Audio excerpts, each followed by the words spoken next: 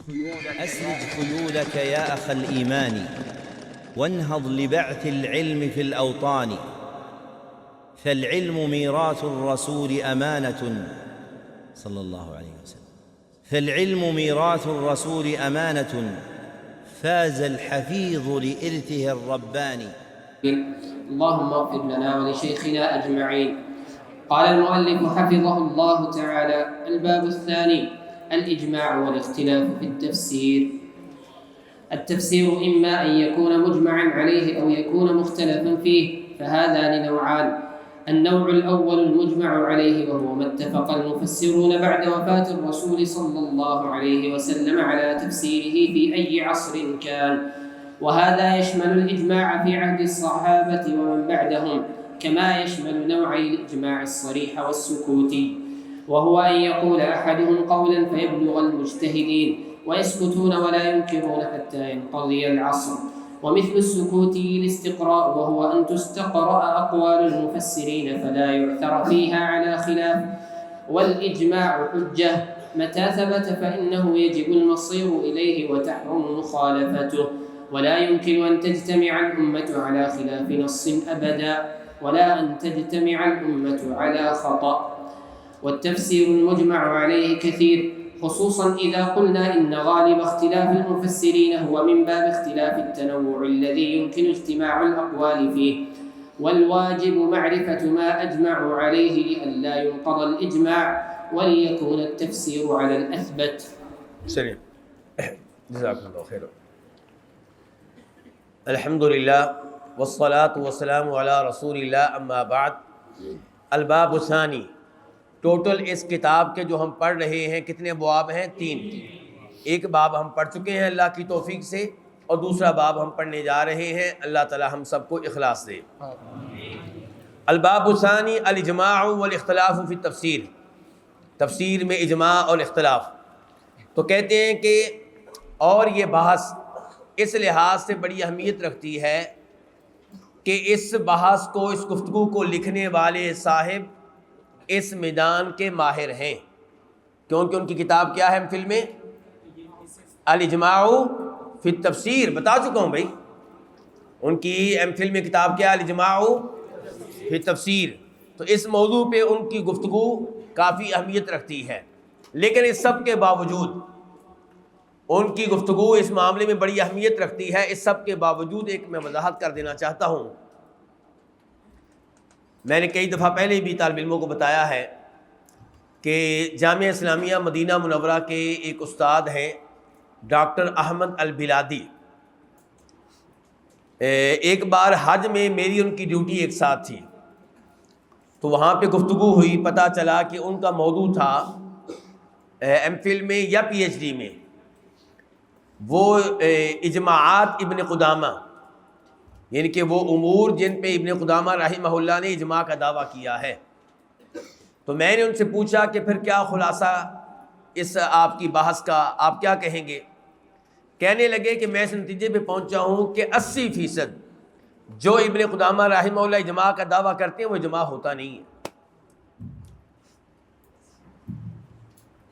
80% وہ اجماع ہوتا نہیں ہے. یہ میں کیوں کہہ رہا ہوں؟ ہوتا یہ ہے کہ ہم کسی بھی چیز کو لینے میں کئی دفعہ غلو میں مبتلا ہو جاتے ہیں. کبھی وہ زمانہ تھا کہ ہمارے ہاں اجماع کا اتنا اہتمام نہیں تھا، ہمارے پاکستان انڈیا کے اہل حدیثوں میں، سلفیوں میں. اور کبھی یہ زمانہ ہے کہ اجماع کے معاملے میں اس حد تک غلو کہ اجماع کا دعویٰ مل جائے تو نص کو بھی پیچھے کر دیں گے. تو ذرا یہ درمیان سے احتیاط سے چلنا چاہیے. ہر جگہ ہر مسئلے کا یعنی کہ جائزہ لے لینا چاہیے. اس میں کوئی شک و شبہ نہیں کہ جہاں پہ اجماع کا دعویٰ کیا گیا ہے وہاں پہ رکیں، وہاں پہ ٹھہریں، اس کی خلاف ورزی کرنے سے، مخالفت کرنے سے بچیں، اجتناب کریں. اس کے باوجود اگر صحیح حدیث آ گئی ہے تو صحیح حدیث کو بھی چھوڑنا اتنا آسان نہیں ہے. صحیح حدیث کو چھوڑنا اتنا آسان نہیں ہے. اور اجماع کے بارے میں تو اگر اجماع کبھی حدیث سے ٹکرا رہا ہوگا تب بات کر رہا ہوں، اور حدیث بھی بالکل صحیح ہو تو وہاں پہ اجماع کے بارے میں پھر بھی احتمال رہے گا. کیا کہا تھا امام احمد رحمہ اللہ نے؟ جی ہاں، جو ان کے اجماع کا دعویٰ کرے تو وہ جھوٹا ہے. یعنی کہ اجماع کا دعویٰ کرنا اتنا آسان نہیں ہے، وہ یہ کہنا چاہتے ہیں. یعنی کہ کیا آپ نے پوری دنیا پھر کے دیکھ لی ہے کہ آپ کہتے ہیں کہ اس پہ اجماع ہے؟ یہ ہم وہاں پہ کہیں گے جہاں پہ صحیح حدیث کو آپ چھوڑ رہے ہوں گے، ورنہ میں خود اس بات کا قائل ہوں اور آپ کو بھی یہی دعوت دوں گا کہ اجماع کا احترام کریں، اجماع کا احترام کریں، بلکہ اس قول کا بھی احترام کریں جہاں پہ 4 امام متفق ہو جائیں. یعنی کہ اتنی جلدی اس کو رد نہ کریں. رد کرنا پڑتا ہے، کئی دفعہ رد کیا علماء حدیث نے، ایسا نہیں ہے کہ رد نہیں کیا. بہت سے مسائل ہیں، یعنی کہ اب بات کر رہا ہوں 4 اماموں کی بات کر رہا ہوں، اب میں اجماع کی بات نہیں کر رہا. لیکن اس کے باوجود احتیاط، دھیان سے، توجہ سے. تو یہاں پہ یہ صاحب کتاب چونکہ اس موضوع کے ماہر ہیں، اس موضوع پہ ہی ان کی اسٹڈی ہے، تو اس لیے ان کی گفتگو کو بہرحال ایک اہمیت ہے. تو کہتے ہیں کہ تفسیر میں اجماع اور اختلاف، کہتے ہیں تفسیر اما ان یکون مجمعا علیہ، تفسیر یا تو کیا ہوگی؟ مجمعا علیہ ہوگی، او یکون مختلفا فیہ، یا ایسی ہوگی جس میں اختلاف ہوگا. فہادان نوعان، یہ 2 اقسام ہو گئیں. النوع الاول المجمع علیہ، پہلی قسم وہ ہے جس کے اوپر اجماع ہے. اس کی تعریف کیا ہے؟ یہ وہ ہے جس پہ مفسرین کا نبی علیہ الصلوۃ والسلام کی وفات کے بعد جس کی تفسیر پہ اتفاق ہو جائے، فی ای عصر کان، کسی بھی زمانے میں ہو. وہذا یشمل، اور یہ شامل ہے اس اجماع کو جو صحابہ کرام کے زمانے میں ہو، اور اس اجماع کو بھی جو ان کے بعد میں ہو.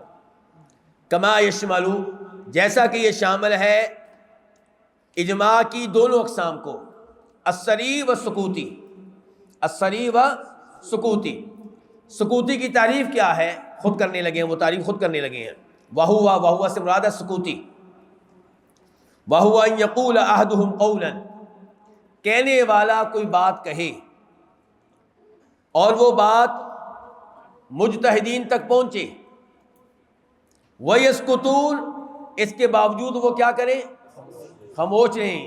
ہمیں یہ پتا ہے کہ یہ فتویٰ ان تک پہنچا ہے، لیکن وہ خاموش ہیں. وَلَا يُنْكِرُونَ، انہوں نے کوئی انکار نہیں کیا.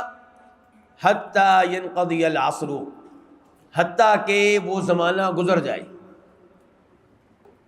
یعنی کہ ایک عالم دین نے وہ فتویٰ دیا، باقی مفتیان تک وہ فتویٰ پہنچا، اس کے باوجود وہ خاموش رہے. اور یہ خاموشی کب تک رہی؟ حتیٰ کہ وہ زمانہ گزر گیا، یہ نسل فوت ہو گئی، اس زمانے کے علماء کے نام فوت ہو گئے. تو اس کا مطلب یہ ہے کہ یہ کیا ہے؟ پھر یہ اجماع ہے. اچھا، اجماع سری میں زمانے کا گزر جانا شرط نہیں ہے. اجماع سکوتی میں زمانے کے گزر جانا شرط ہے. اور سکوتی کی طرح کیا ہے؟ استقرائی بھی. سکوتی کی طرح کون سا اجماع ہے؟ الاجماع الاستقرائی. کہتے ہیں یہ اجماع سکوتی سے ملتا جلتا ہے. اب ہمیں بتائیں جی استقرائی کیا ہے؟ کہتے ہیں وہوا سے مراد الاستقرائی. کہتے ہیں وہوا ان تستقرا اقوال المفسرین، مفسرین کے اقوال کا جائزہ لیا جائے، ان کی اسٹڈی کی جائے، ان کا دراسہ کیا جائے. فلا يعثر فيها على خلاف، کتب تفسیر میں کسی آیت کی تفسیر میں ایک قول ہے، تمام تفاسیر کا جائزہ لیا گیا، دوسرا کوئی قول نہیں ملا، اس کے مخالف کوئی قول نہیں ملا، تو اس کو کیا کہا جائے گا؟ الاجماع الاستقرائی. الاجماع الاستقرائی. والاجماع حجت، کہتے ہیں کہ اجماع حجت ہے. متى ثبت، جب بھی یہ ثابت ہو جائے، فإنه يجب المصير إليه، تو اس کی طرف جانا، اسے لینا کیا ہوگا؟ واجب ہوگا. وتحرم مخالفته، اور اس کی مخالفت حرام ہوگی. ولا يمكن، یہ ممکن نہیں ہے، ان تجتمع الامة على خلاف نص ابدا، کہ امت کبھی بھی کسی ایسی چیز کے اوپر اجماع کر لے جو خلاف نص ہو.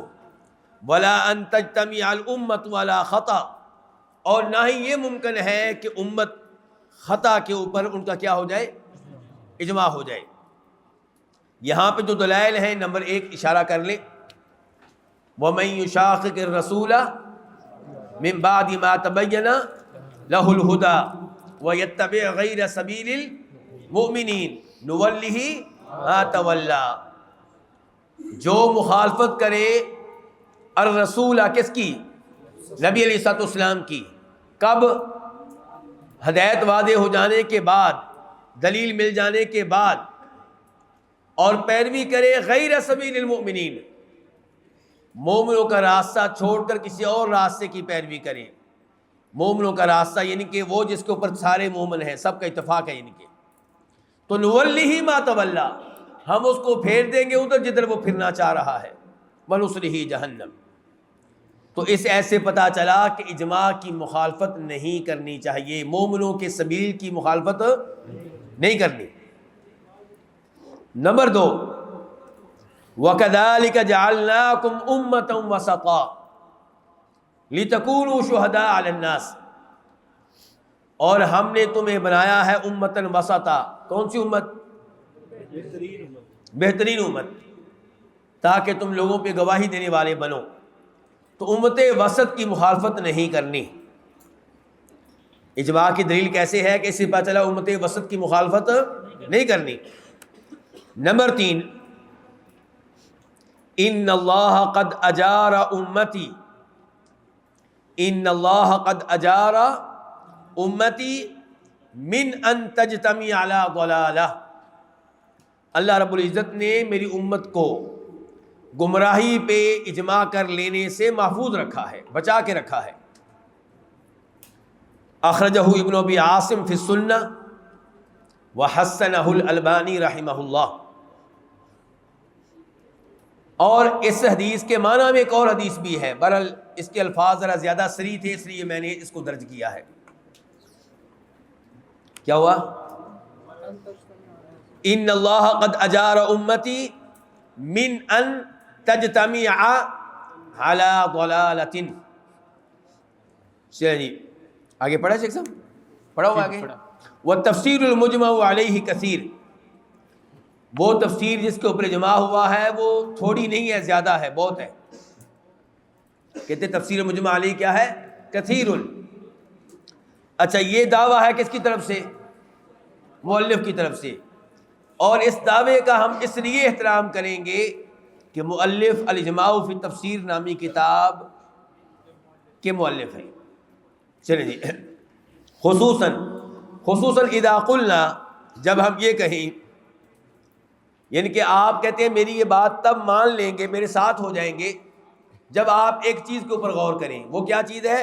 وہ یہ کہ ان غالب اختلاف المفسرین ہوا من باب اختلاف التنوع، کہ مفسرین کے اختلاف میں سے جو غالب اختلاف ہے وہ اس کا تعلق کس سے ہے؟ اختلاف تنوع سے۔ الذی یمکن اجتماع الاقوال فیہ، وہ اختلاف تنوع جس میں اقوال کو ایک کرنا ممکن ہے۔ اصل میں قول ایک ہی ہوتا ہے، اختلاف تنوع ہے۔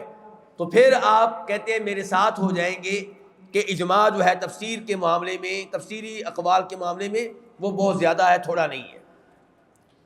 آگے جی والواجب، اور واجب کیا ہے؟ واجب یہ ہے میرے اوپر، آپ کے اوپر، معرفت ما اجمعوا علیہ، ان اقوال کے بارے میں علم لینا جس کے اوپر علماء کرام کا کیا ہے؟ اجماع ہے۔ یہ کیا، یہ واجب ہے جی؟ تو اگر یہ واجب ہے تو پھر 2 کتابیں لینی واجب ہو گئی۔ کیا ہو گیا؟ 2 کتابیں لینی کیا ہو گئی؟ واجب ہو گئی۔ نمبر 1 الاجماع فی تفسیر، اسی مؤلف کی، ڈاکٹر محمد بن عبدالعزیز الخدیری، یہ ان کا رسالہ ماجسٹر ہے، ایم فل کا ہے۔ 1416 میں انہوں نے یہ ایم فل کیا تھا، 1416 میں، اور ابھی کیا ہے جی؟ 45، ان کے آج سے 30 سال پہلے۔ اچھا جی، حیات ہے، یہ زندہ ہے بالکل۔ دوسرے نمبر پہ رسالہ ہے الاجماع فی تفسیر، اس کا نام یہ الاجماع فی تفسیر ہے. اس کے مؤلف ہیں عمار محمد الجماعی. عمار محمد الجماعی پہلے سعودی ہیں، دوسرے یمن کے ہیں. یہ تو ہمارے زمانے کے ہیں. عمار محمد الجماعی ہمارے زمانے کے ہیں.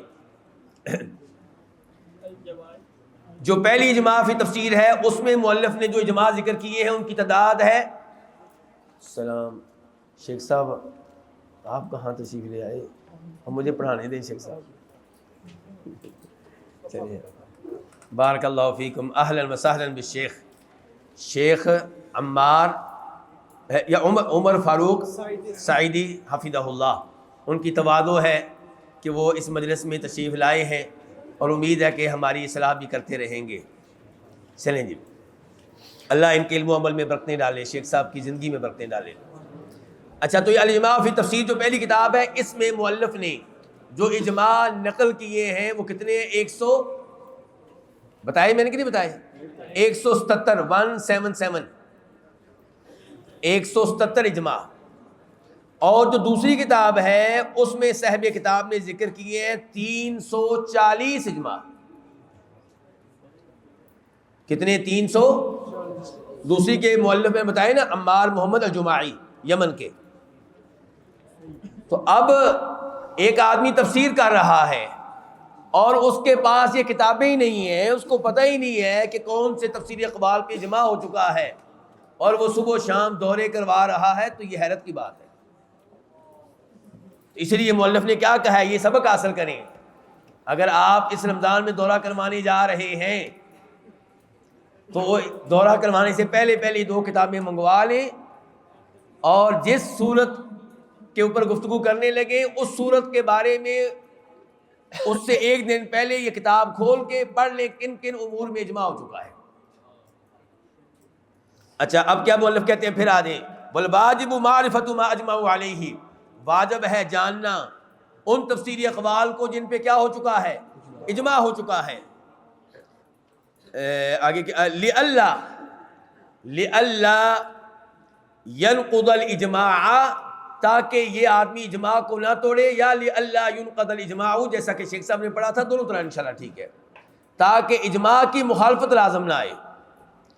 وَلِيَكُونَ التَّفْسِيرُ عَلَى الْأَثْبَتِ، اور تاکہ تفسیر جو ہے اس قول کے مطابق ہو جو زیادہ مضبوط ہے، ثابت ہے اچھی طرح. جی شیخ صاحب. ويقع المفسر في مخالفة الإجماع إذا ضعفت عنايته بآثار السلف وتمييز صحيحها من سقيمها، وإذا اعتقد بدعة ثم حمل القرآن عليها، وإذا فسر القرآن بمجرد اللغة أو اعتد بالقول الشاذ أو القول الذي انعقد الإجماع قبل حدوثه، أو اعتمد في نقل القول المخالف على رواية ضعيفة لا تثبت عمن نسبت إليه. چلیں جی، مفسر جو ہے وہ اجماع کی مخالفت میں کب واقع ہوتا ہے؟ کب اس سے اجماع کی مخالفت ہوتی ہے؟ نمبر 1، جب اس کا سلف کے آثار کے بارے میں اس کا اہتمام کمزور ہو. سلف کے آثار کا اہتمام کرتا ہی نہیں، اس کے ذہن میں یہ بات ہے ہی نہیں کہ میں تفسیر کرنے لگا ہوں، کم از کم یہ تو پڑھ لوں کہ ان آیات کے بارے میں سلف نے کیا کہا ہے. وہ اپنے آپ کو ہی فن خان سمجھتا ہے، بس میں سب کچھ ہوں. سلف کے اقوال کا وہ اس کے ہاں کوئی اہتمام ہی نہیں ہے، کوئی دلچسپی نہیں ہے اس کے ہاں.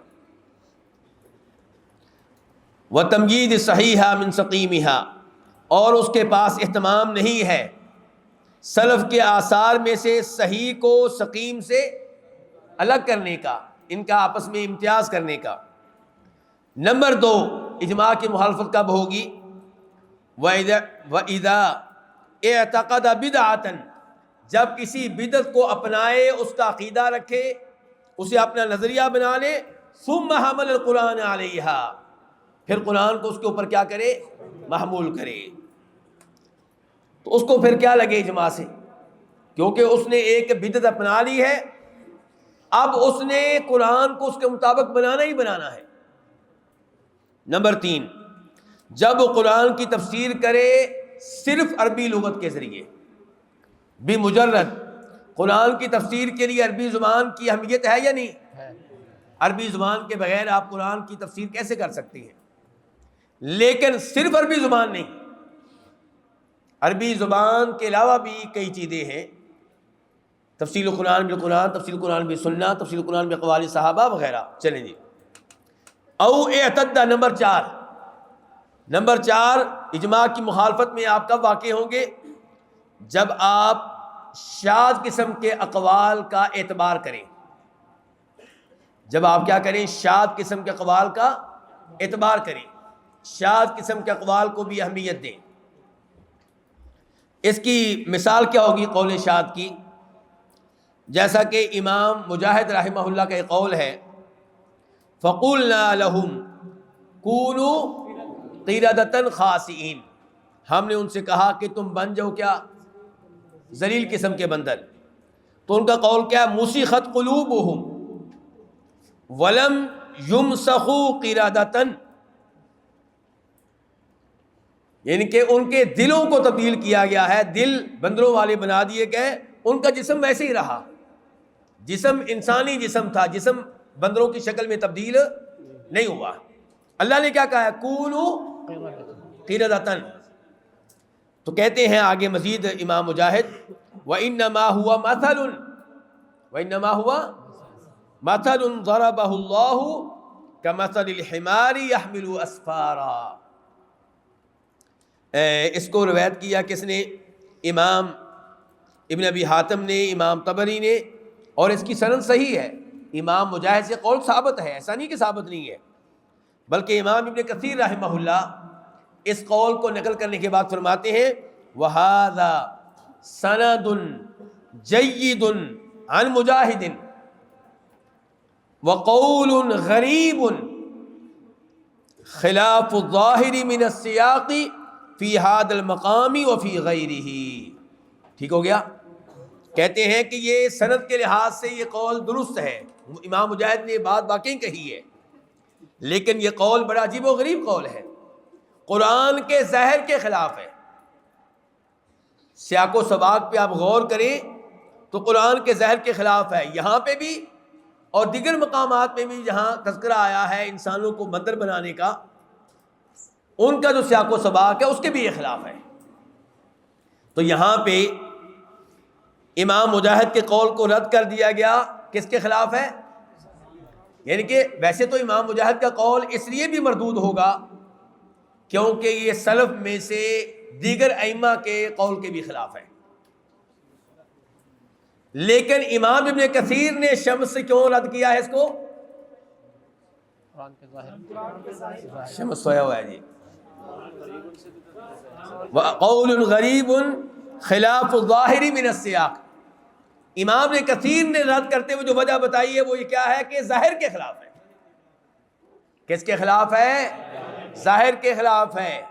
تو ذرا یہ دھیان سے سلف کے اقوال کے ساتھ آپ نے کیا کرنا ہے یہ سیکھیں ائمہ کرام سے، آپ نے پرانے اماموں سے سیکھیں، ابن تیمیہ سے سیکھیں، ابن القیم سے سیکھیں، ابن کثیر سے سیکھیں۔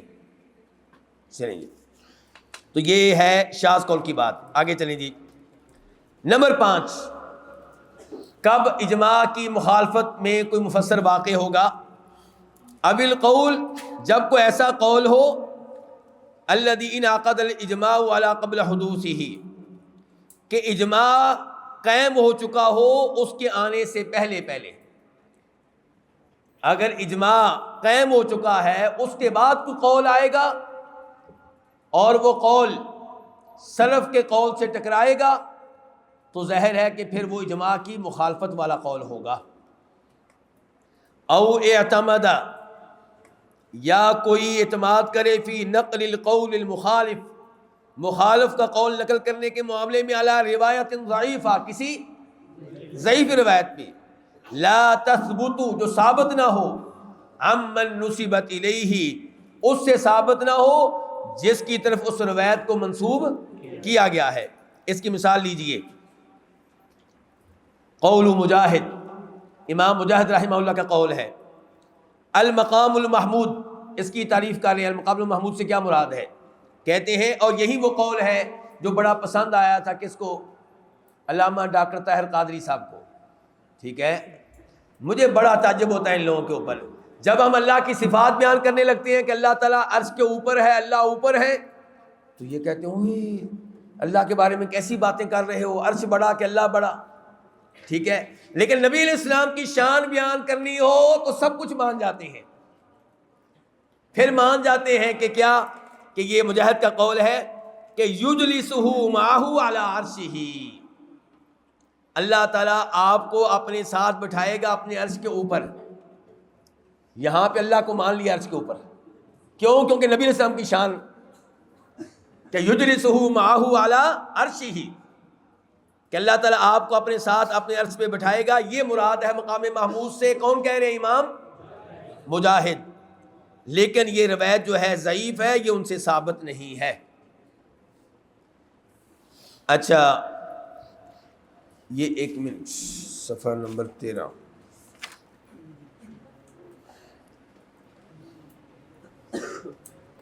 یہ تفسیر طبری میں ہے. یہ بتانا تھا کہ کہاں پہ قول ملے گا آپ کو. یہ تفسیر طبری میں ہے امام مجاہد کا قول، اور سند بہرحال اس کی ضعیف ہے. اور راجح کیا ہے؟ مقام محمود سے مراد کیا؟ مقام شفاع، مقام الشفاع یہ راجح قول ہے. اس بارے میں مزید گفتگو اگر آپ کو چاہیے ہو تو یہ آپ کو ملے گی مختصر قواعد الترجیح میں. مختصر قواعد الترجیح صفحہ نمبر 92 مختصر قواعد الترجیح عند المفسرین. جی اچھا، یہ ایسے ہی ایک اور مثال لے لیں. عبداللہ بن عباس کا قول کہ کرسی سے مراد کیا ہے؟ علم. العلم. احسنت.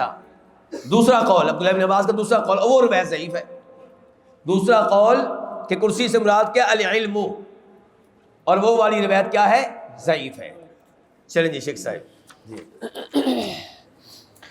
ولا يجوز إحداث تأويل في آية أو سنة لم يكن على عهد السلف، فإنه يتضمن أنهم جهلوا الحق وضلوا عنه، إلا أن يكون المعنى مما لم يتعرض له الصحابة أو كان من قبيل الاستنباط أو كان استدلالا بالآية على أمر لم يستدل به السلف، فإن هذا جائز ولا يقتصر على قوم بعينهم. وإنكار المجمع عليه حرام، فإن كان الإجماع على معلوم من الدين بالضرورة كفر المنكر، وإلا فلا، وإطلاق التكفير على منكر الإجماع باطل. اچھا، یہ عبارت اس کی وضاحت کرنے سے پہلے امام ابن تیمیہ رحمہ اللہ کی ایک عبارت میں آپ کے سامنے رکھنا چاہوں گا جلدی کے ساتھ. اگر آپ لکھیں گے تو وقت لگ جائے گا، بس سمجھ لیں. سلف کا تذکرہ کرتے ہوئے ابن تیمیہ رحمہ اللہ کہہ رہے ہیں، اور ان کی عبارت آپ کو ملے گی مجموع الفتاوی جلد نمبر 13 صفحہ نمبر 24 پہ. کہتے ہیں وَمَعْرِفَةُ إِجْمَاعِهِمْ، سلف کا تذکرہ کر رہے ہیں. وَمَعْرِفَةُ إِجْمَاعِهِمْ وَنِزَاعِهِمْ فِي الْعِلْمِ وَالدِّينِ خَيْرٌ وَأَنْفَعُ مِنْ مَعْرِفَةِ مَا يُذْكَرُ مِنْ إِجْمَاعِ غَيْرِهِمْ وَنِزَاعِهِمْ. یعنی کہ سلف کے اجماع کے بارے میں جاننا کہ کس کس مسئلے میں سلف کا اجماع ہوا ہے اور کس کس مسئلے میں ان کا اختلاف ہوا ہے، یہ جاننا بہتر ہے بعد والوں کے اجماع کو جاننے سے اور ان کے اختلاف کو جاننے سے. آگے کہتے ہیں وذالک، کیوں؟ ان اجماعہم لا یکون الا معصوما، کہ ان کا اجماع کیا ہوگا؟ معصوم ہوگا، غلطی سے پاک ہوگا. وَإِذَا تَنَازَعُوا، اور اگر سلف میں کسی مسئلے میں کیا ہو جائے؟ اختلاف. فَالْحَقُّ لَا يَخْرُجُ عَنْهُمْ، تو حق ان کے اقوال سے باہر، جو سلف کے 2-3 اقوال ہیں انہی میں سے کوئی نہ کوئی حق ہے. فَيُمْكِنْ طَلَبُ الْحَقِّ فِي بَعْضِ أَقَاوِيلِهِمْ. اچھا اگلا جملہ ذرا اور دھیان سے سنیے گا. کہتے ہیں وَلَا يُحْكَمُ بِخَطَئِ قَوْلٍ مِّنْ أَقْوَالِهِمْ، سلف کے اقوال میں سے کسی قول کے اوپر غلط ہونے کا حکم نہیں لگایا جائے گا حَتَّى يُعْرَفْ دَلَالَةُ الْكِتَابِ وَالسُّنَّةِ عَلَى خِلَافِهِ، حتیٰ کہ معلوم ہو جائے کتاب و سنت کی دلالت اس کے برخلاف. اگر پتہ چلے کہ سلف کے قول کے خلاف ہے قرآن کریم کی کوئی آیت یا کوئی حدیث، پھر یہ حکم آپ لگا سکتے ہیں کہ قول غلط ہے، ورنہ یہ آپ حکم نہیں لگائیں گے. واضح ہو گیا علماء کرام؟ چلیں جی آگے اب دیکھیں آئیں. کہتے ہیں ولا يجوز احداث تعویل فی آیت او سنہ، کسی آیت کی تفسیر میں، تعبیر سے مراد یہاں پہ کیا ہے؟ تفسیر. کسی آیت کی تفسیر میں یا کسی سنت کی تفسیر میں کوئی نیا قول لانا جائز نہیں ہے. ولا يجوز احداث تعبیر، کوئی نئی تفسیر لے کر آنا کسی آیت میں یا کسی حدیث میں، یہ جائز نہیں ہے. ایسی تعبیر لم یکن علی عہد السلف، جو سلف کے زمانے میں نہیں تھی. فإنه يتضمن، کیونکہ اس کا مطلب یہ ہوگا اگر آپ کسی آیت کی تفسیر میں، کسی حدیث کی شرح میں کوئی نیا قول لے کر آتے ہیں سلف کے زمانے میں نہیں تھا، تو اس کا مطلب یہ ہوگا کہ انہم جاہل الحق، کہ سلف کو حق کا پتہ ہی نہیں چلا. وضلوا عنہ، اور وہ حق سے گمراہ رہے، حق کے بارے میں ان کو علم ہی نہیں ہو سکا. ہاں الا ان یکون المعنی، الا یہ کہ کوئی ایسا معنی ہو مما لم یتعرض له الصحابہ، جس کے بارے میں صحابہ نے کوئی گفتگو ہی نہیں کی، وہ خاموش رہے. مثال کے طور پہ کسی آیت کی تفسیر انہوں نے کی نہیں، کیوں؟ ان کے لیے آسان تھی، ان کو ضرورت نہیں پڑی، تو بعد والے اس کی تفسیر کریں، کوئی مسئلہ نہیں. او کانا، یا وہ نیا قول، او کانا من قبیل الاستنباط، وہ استنباط کی قبیل میں سے کوئی مسئلہ اخذ کیا جا رہا ہو.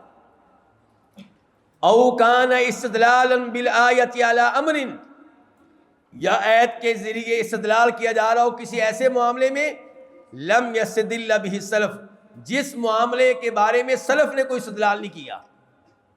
فإن هذا جائز، تو یہ جائز ہوگا. ولا یقتصر علی قوم بعینہم، اور اس معاملے میں کسی خاص قوم پہ اکتفا نہیں کیا جائے گا. استنباط کا دروازہ قیامت تک کھلا ہے، استنباط کا دروازہ، استدلال کا دروازہ قیامت تک کھلا ہے. لیکن وہ ہے جس کی سلف تفسیر کر چکے، اس کی آپ ایسی تفسیر کریں جو تفسیر سلف کے قول کو غلط قرار دیتی ہو، ایسی تفسیر ناقابل قبول ہے. جی شیخ صاحب جی پڑھا تھا کہ پڑھا تھا. وَإِنْكَارُ الْمُجْمَعِ عَلَيْهِ حَرَامٌ، کہتے ہیں کہ جو جس پہ اجماع ہو جائے اس کا انکار کرنا یہ حرام ہے. کفر نہیں کہا، کیا کہا ہے؟ حرام ہے. یعنی کہ ایک قول کے اوپر اجماع ہو گیا اور آپ اس کو کہتے میں نہیں مانتا، کہتے یہ حرام ہے. فَإِنْ كَانَ الْإِجْمَاعُ عَلَى مَعْلُومٍ مِّنَ الدِّينِ بِالضَّرُورَةِ كَفَرَ الْمُنْكِرُ، اور اگر اجماع ہوا ہے ایسے مسئلے پہ جو معلوم من الدین بالضرورہ ہے، تو یہاں پہ انکار کرنے والا کافر ٹھہرے گا. یہ معلوم من الدین بالضرورہ یہ کیا چیز ہے جی؟ واضح یعنی کہ وہ مسئلہ جس کو صرف علماء نہیں بلکہ عام لوگ بھی جانتے ہیں. مثال کے طور پہ نمازیں کتنی ہیں؟ 5 ہیں. سود کیا ہے جی؟ حرام ہے. شراب کیا ہے جی؟ تو ایسے امور جو ہیں جو معلوم من الدین بالضرورہ ہیں، ہر ایک جانتا ہے، اس کا اگر کوئی انکار کرے گا تو وہ کافر ٹھہرے گا. وَإِلَّا فَلَا، ورنہ اجماع کی مخالفت کرنے والا کافر نہیں ٹھہرے گا. حرام کام کر رہا ہے، غلط کام کر رہا ہے، لیکن کافر نہیں ٹھہرے گا.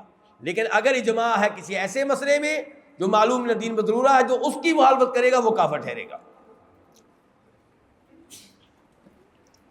اچھا، لیکن کافر کہنے کے لیے آپ کو پتا ہے کیا ہے؟ ایک ہے عام تکفیر، وہ تو آپ آسانی سے کر سکتے ہیں، اور ایک ہے نام لے کر کسی کی تکفیر، تو اس کے لیے پھر موانع بھی ہیں اور شرائط بھی ہیں. وَإِطْلَاقُ التَّكْفِيرِ عَلَى مُنْكِرِ الْإِجْمَاعِ باطل، اور تکفیر کا اطلاق اس پہ کرنا جو اجماع کا منکر ہے یہ باطل ہے. کہنا کیا چاہتے ہیں؟ کہنا چاہتے ہیں کہ تکفیر اس کی جائے گی جو معلوم من الدین بھی ضرورہ کا انکار کرے. ہر اجماع کا انکار کرنے والے کو کافر قرار دینا یہ باطل ہے. جی شیخ صاحب. ومن فوائد الإجماع إظهار حجم الأمور التي اتفقت فيها الأمة بحيث لا يستطيع أحد تحريف كتاب رب العالمين وإفساد دين المسلمين. وبسببه تأتلف القلوب ويشنع به على المخالفين وترتفع الاحتمالات التي ترد على النص من تأويل ونسخ وتخصيص ونحوها ويقوي الإجماع الدليل الضعيف كما في قوله تعالى وله أخ أو أخت فقد قرأها سعد بن أبي وقاص وله أو أخ أو أخت من وهي قراءة شاذة وأجمع الناس على ذلك فزال الضعف. چلیں جی یہاں پہ آپ موضوع قائم کر سکتے ہیں فوائد معرفت الاجماع.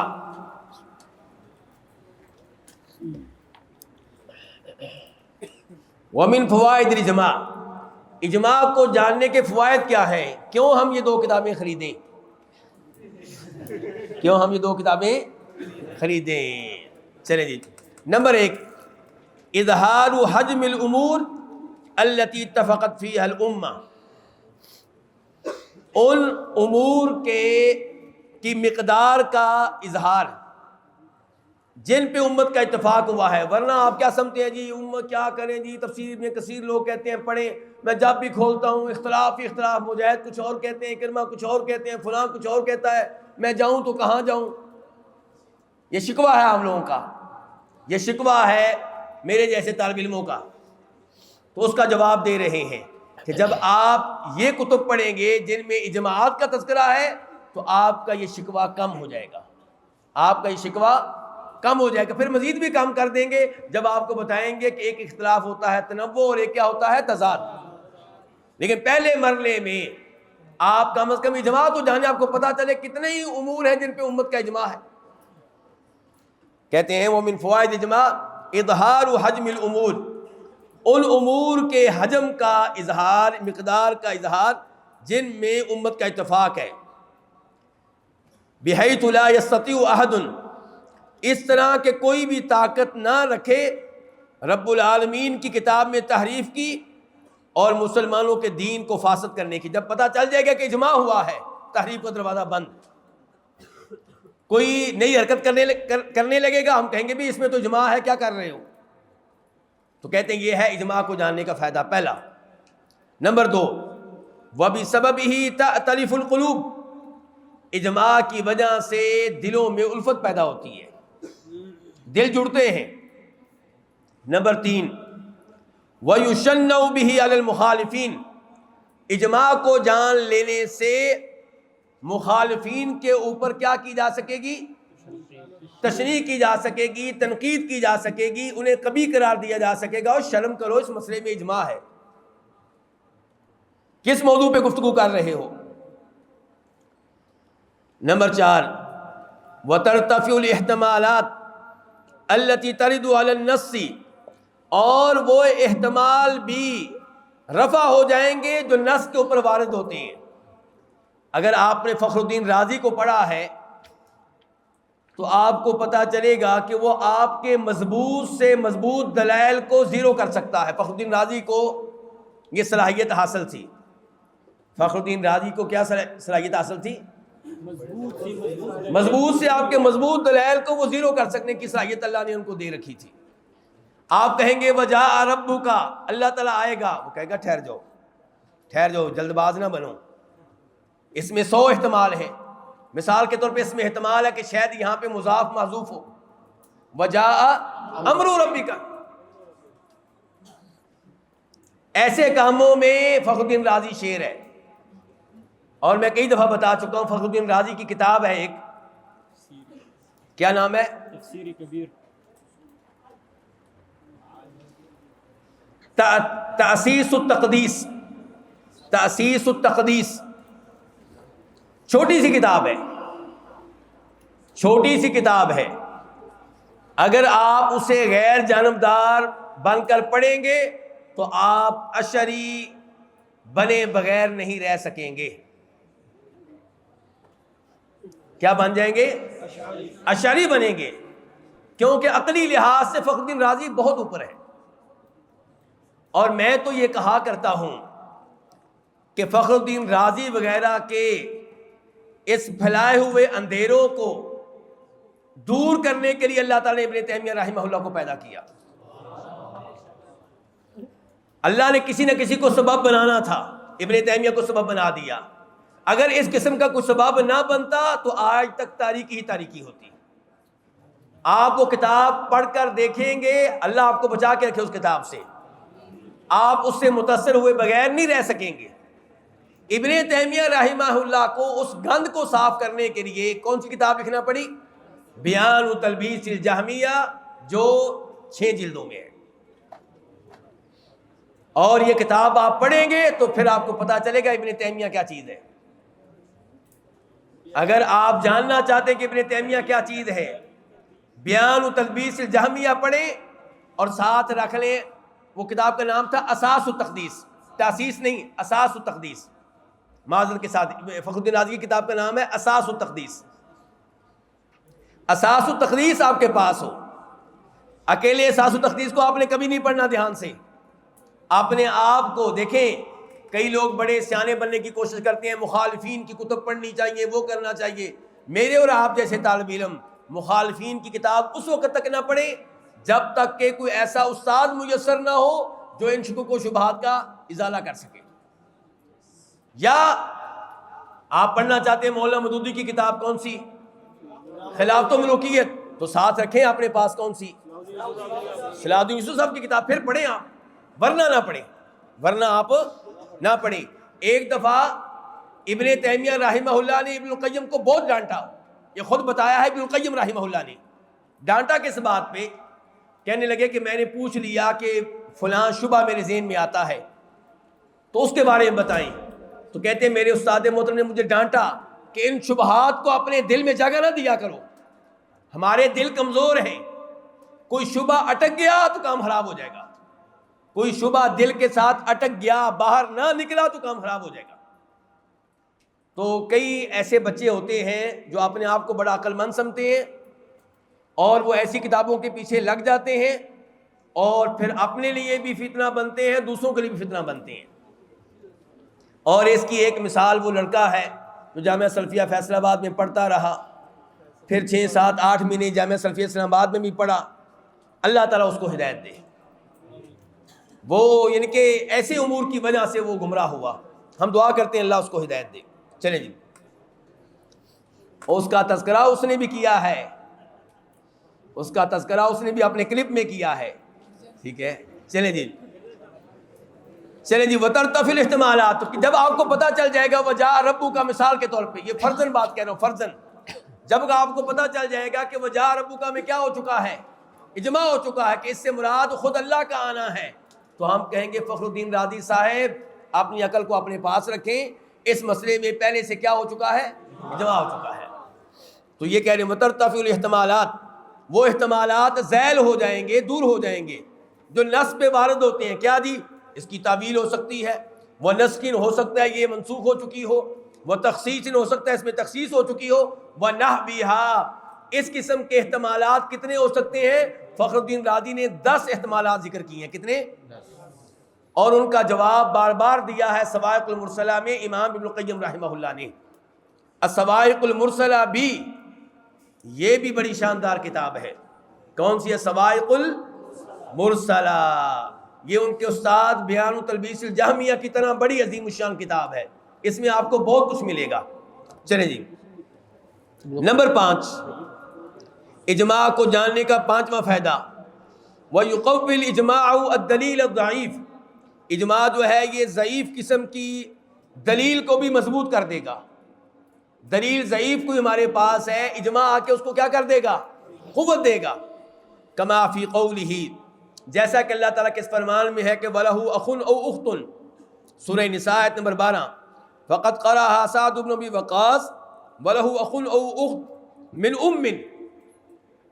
سعد رضی اللہ عنہ کی قرأت کیا ہے؟ من أُمٍّ, وَهِيَ قِرَاءَةٌ شَاذَّةٌ.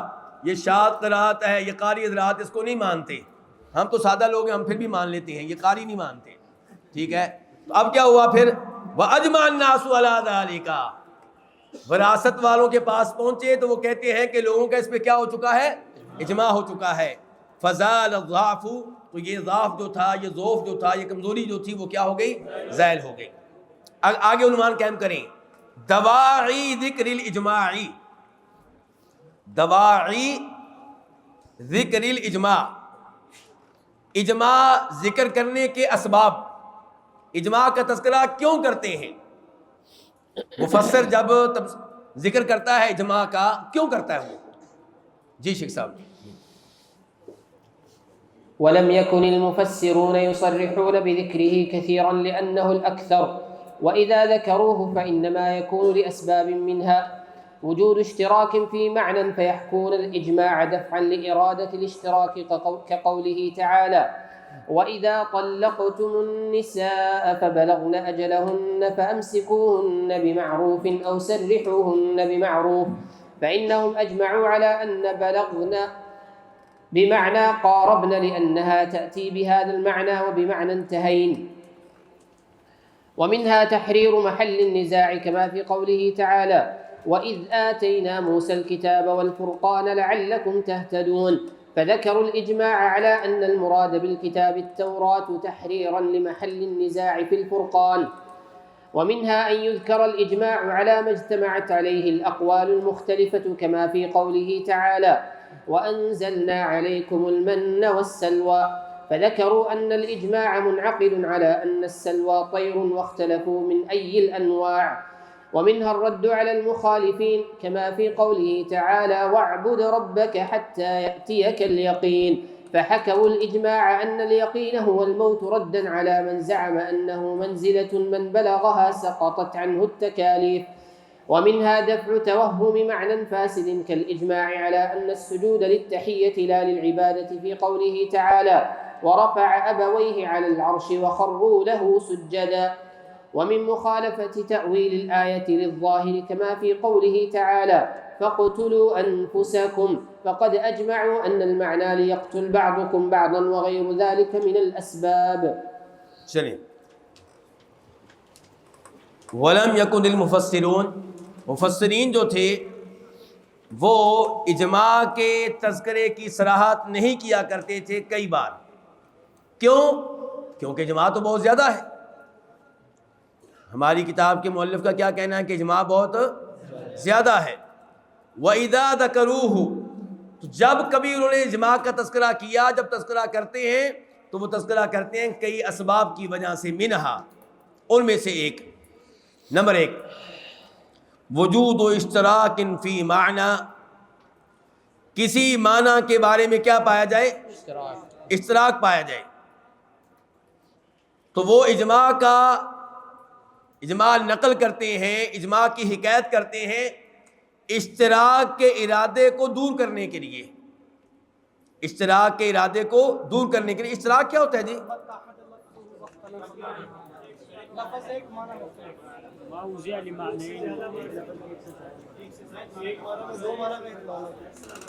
لفظ ایک ہو، اس کے کوئی ایک مثال دینا.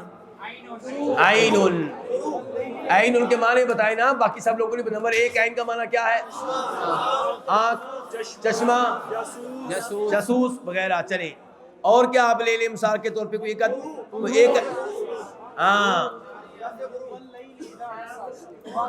ایک ایک منٹ. قلوع کا پہلے کر لینا. قلوع کا معنی پہلا کیا جی؟ حیض. دوسرا کیا جی؟ قبول. اسس کا ایک معنی کیا جی؟ اقبل. اسس کا ایک معنی آنا، دوسرا کیا؟ جانا. اور مشتری ستارے کا نام بھی ہے اور خریدنے والے کو بھی کہتے ہیں. سہیل ستارے کا بھی نام ہے، بندے کا بھی نام ہوتا ہے. چلیں جی چلیں بس جی. چلیں شیخ صاحب.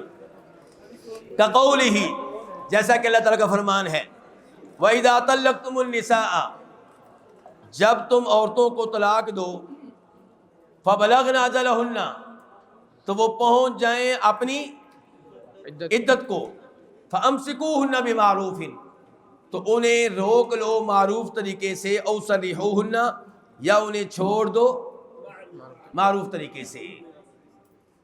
اچھا جی، عدت کو پہنچ گئی، عدت تو ختم ہو گئی، اب روکنا کیسے ان کو؟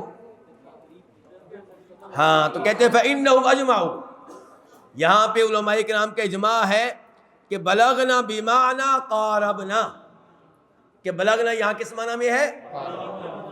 لِأَنَّهَا تَأْتِي بِهَذَا الْمَعْنَى. یہ اجماع کیوں نقل کرنا پڑا؟ کیونکہ یہ لفظ اس معنی میں بھی آتا ہے اور انتہائی نہ کے معنی میں بھی آتا ہے. ایک معنی کہ فبلغنا اجلہن، ان کی عدت ختم ہو گئی، دوسرا یہ کہ عدت کے قریب قریب پہنچ گئی. تو علماء کرام کا اجماع ہے، یہاں پہ کون سا معنی لیا جائے گا؟ یہ اجماع کیوں ذکر کیا مفسرین نے؟ تاکہ پتہ چلے کہ یہاں پہ دوسرا معنی مراد لینا ممکن ہی نہیں ہے. دوسرا معنی یہاں پہ مراد لینا ممکن ہی نہیں ہے. اچھا، دوسرا معنی کہاں پہ آیا قرآن کریم میں؟ وہ ساتھ والی آیت میں، وَإِذَا طَلَّقْتُمُ النِّسَاءَ فَبَلَغْنَ أَجَلَهُنَّ فَلَا تَعْضُلُوهُنَّ، کہ ان کو نکاح کرنے سے نہ روکو. اس کا مطلب ہے کہ عدت ختم ہو چکی ہے. فَبَلَغْنَا، یہاں پہ بلغنا کا معنی کیا ہے؟ انتہائی نہ. چلے جی. وَمِنْهَا تَحْرِيرُ مَحَلِّ النِّزَاعِ، دوسرا سبب، یہ اسباب کس چیز کے بیان کیے جا رہے ہیں شیخ صاحب؟ کہ مفسرین اپنی تفاسیر میں اجماع ذکر کیوں کرتے ہیں؟ کہتے ہیں نمبر 2، محل نزاع کو تحریر کرنے کے لیے، اس کو ضبط کرنے کے لیے.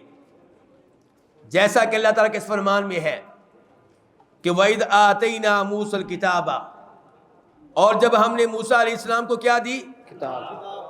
وَالْفُرْقَانَ، اور ہم نے کیا دی ان کو؟ فرقان دی. لعلکم تہتدون، تاکہ تم ہدایت پاؤ.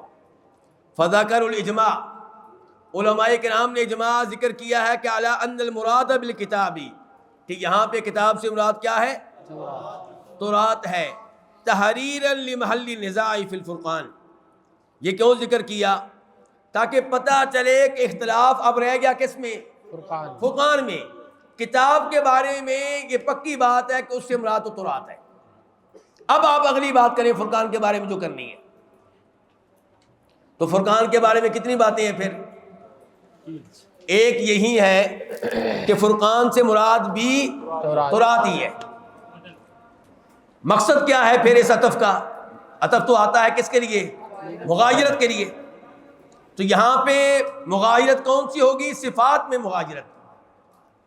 گویا کہ تورات کا ایک وصف یہ بیان کیا گیا کہ الکتاب وہ مکتوب ہے. جب ہم نے موسیٰ علیہ السلام کو اپنی شریعت دی لکھی ہوئی شکل میں، جو شریعت ہم نے دی اس کی پہلی خوبی کیا کہ وہ لکھی ہوئی تھی. والفرقان، اور دوسری اس کی خوبی کیا تھی؟ حق و باطل کے مابین وہ فرق کرنے والی تھی. اچھا، دوسرا قول یہ ہے کہ فرقان سے مراد تورات نہیں ہے بلکہ کوئی اور چیز ہے، دیگر ان کے معجزات ہیں. مثال کے طور پہ العصا اور الید البیضاء وغیرہ وغیرہ، یہ وہ چیزیں. چلیں جی شیخ صاحب. نمبر 3، وَمِنْهَا أَن يُذْكَرَ الْإِجْمَاعُ عَلَى مَا اجْتَمَعَتْ عَلَيْهِ الْأَقْوَالُ الْمُخْتَلِفَةُ، کہ اجماع ذکر کیا جائے اس بات پہ جس پہ مختلف اقوال ایک ہو چکے. مختلف اقوال یعنی کہ بتایا جائے کہ اختلاف موجود ہے لیکن اختلاف سے پہلے ایک چھوٹا سا اجماع بھی ہے. جیسے یہ مثال دی وَأَنزَلْنَا عَلَيْكُمُ الْمَنَّ وَالسَّلْوَىٰ، ہم نے تمہارے اوپر من اتارا اور سلوا. کہتے ہیں سلوا کے بارے میں یہ اجماع کہ ہے یہ کوئی پرندہ، کون سا پرندہ اس میں اختلاف ہے. اب دیکھیں دوبارہ کہتے ہیں وَمِنْهَا أَن يُذْكَرَ الْإِجْمَاعُ، اجماع ذکر کیا جائے اس چیز پہ جس پہ مختلف اقوال ایک ہو جاتے ہیں. سمجھ رہے علماء کرام؟ اقوال مختلف ہیں سلوا کے بارے میں لیکن اس بات میں تو ایک ہے کہ ہے وہ کوئی پرندہ. فَذَكَرُوا أَنَّ الْإِجْمَاعَ مُنَاقِضٌ عَلَىٰ أَنَّ السَّلْوَىٰ طَيْرٌ، تو اجماع منعقد ہو چکا ہے اس بات پہ کہ سلوا کیا ہے؟ پرندہ ہے. وَاخْتَلَفُوا مِنْ أَيِّ الْأَنْوَاعِ، اختلاف اس بارے میں ہے کہ وہ پرندہ کون سی قسم میں سے ہے. اچھا، یہاں پہ نا آپ کو میں بتانا چاہتا ہوں اجماع کا معاملہ. مجھے ایک مثال ملی تو میں نے کہا آپ کے سامنے رکھ دوں. امام ابن کثیر، گفتگو میں کس کی نکل کر رہا ہوں؟ امام ابن کثیر کی. کہتے ہیں قال ابن عطیہ، امام ابن عطیہ کہتے ہیں جن کی تفسیر کا نام کیا ہے؟ وجیز، المحرر الوجیز. یہ کہتے ہیں کہ السلوى طیر باجماع المفسرین، سلوا کیا ہے؟ پرندہ ہے. مفسرین کے اس بات پہ کیا ہے؟ اجماع. ابھی گفتگو جاری ہے ابن کثیر رحمہ اللہ کی. وہ تھوڑی سی مزید گفتگو کرنے کے بعد کہتے ہیں قال القرطبی دعوی الاجماع لا تصح، اجماع کا دعویٰ یہاں پہ درست نہیں ہے، اجماع کا دعویٰ درست نہیں ہے۔ کیوں جی؟ لأن المؤرج، مؤرج آدمی کا نام ہے، مؤرج 195 ہجری میں فوت ہوئے ہیں۔ کب؟ 195 ہجری میں۔ کہتے ہیں لأن المؤرج احد علماء اللغت والتفسیر قال، یہ تفسیر کے بھی عالم ہیں، لغت کے بھی عالم ہیں، یہ کہتے ہیں انہ العسل، سلوا کیا ہے؟ شہد ہے۔ پھر آگے چل کے ابن کثیر کہتے ہیں وقال الجوہری، جوہری کو جانتے ہیں نا، الصحا والے، اللہ آپ کو جزائے خیر دے بیٹا، اللہ آپ کو جزائے خیر دے۔ جوہری کہتے ہیں العسل، اور ٹھیک ہو گیا علماء اکرام؟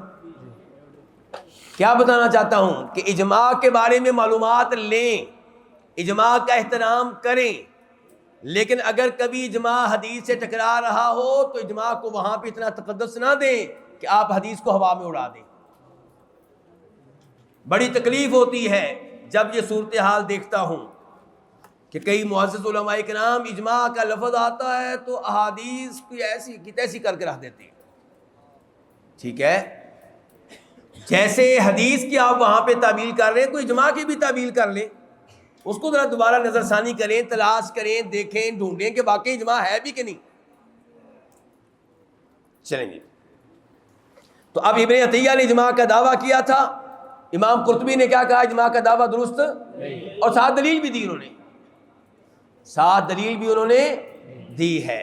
چلیں جی آگے، وَمِنْهَا، چوتھے نمبر پہ الرد علی المخالفین، اجماع کا تذکرہ مفسرین کرتے ہیں مخالفین کی رائے کو رد کرنے کے لیے۔ مثال کے طور پہ اللہ تعالیٰ فرماتے ہیں وَاعْبُدْ رَبَّكَ حَتَّى يَأْتِيَكَ الْيَقِينُ، اپنے رب کی عبادت کریں یہاں تک کہ کیا آ جائے؟ یقین آ جائے۔ تو یقین کب آئے گا؟ اصل میں ہم لوگ اپنے بزرگوں کا زیادہ احترام نہیں کرتے۔ اگر ہم احترام کرنے والے ہوتے ہیں نا آپ صاحب، تو شیخ صاحب تو اب یقین کے درجے تک پہنچ چکے ہیں۔ وہ آپ صاحب ادھر، آپ کو نوازن مجھے شیخ صاحب کو معاف کر دینی چاہیے تھی، ٹھیک ہے؟ تو شیخ صاحب یقین کے درجے تک پہنچ چکے ہیں، لیکن ہمارے ہاں یہ ہے ہی نہیں، رواج ہی نہیں ہے۔ تو یہ ہے کہ وَاعْبُدْ رَبَّكَ حَتَّى يَأْتِيَكَ الْيَقِينُ، تو انہوں نے اجماع نقل کیا اس بات پہ کہ ان الیقین هو الموت، یقین کا معنی کیا ہے؟ کیوں رد کرنے کے لیے ان صوفیوں کے اوپر، علی من زعم، جن کا یہ دعویٰ تھا کہ انہ منزلۃ، کہ یہ یقین ایک مرحلہ ہے، ایک مقام ہے، من بلغها، جو عبادت کرنے والا، جو صوفی، جو عارف اس مقام تک پہنچ گیا، سقطت عنہ التکالیف، اس سے تکالیف کیا ہو جاتی ہیں؟ نمازیں معاف، روزے معاف، عورتوں کے ساتھ جو وہ رکاوٹیں ہوتی ہیں وہ بھی معاف، جس کے ساتھ چاہیں اٹھے بیٹھیں، اب کوئی مسئلہ نہیں ہے۔ ٹھیک ہے، تو یہ اجماع کا ذکر اس لیے کیا تاکہ بتا سکیں کہ یہ صوفیوں کی رائے غلط ہے۔ تو یہاں پہ اجماع کا تذکرہ کیوں کیا؟ علماء کرام نے بتانے کے لیے کہ صوفیوں کی رائے کیا ہے؟ غلط ہے۔ چلے جی، وَمِنْهَا، پانچویں نمبر پہ دفع توہمی معنی فاسد، کسی فاسد معنی کے وہم کو دور کرنے کے لیے، کسی کے ذہن میں کوئی فاسد معنی آ سکتا ہے کل کو، اس کو دور کرنے کے لیے کل اجماع، جیسا کہ اجماع اس بات پہ کہ ان السجود للتحیہ لا للعبادہ فی قولہ ورفع ابویہ العرش وخروا له سجدا، کہ یوسف علیہ السلام کے والدین کو یوسف علیہ السلام نے عرش کے اوپر بلند کیا، تخت کے اوپر لے کر آئے، اور وہ سب ان کے لیے سجدے میں گر پڑے۔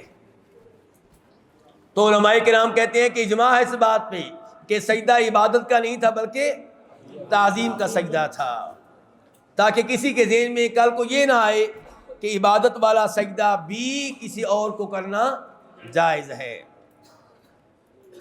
وَمِنْهَا، چھٹے نمبر پہ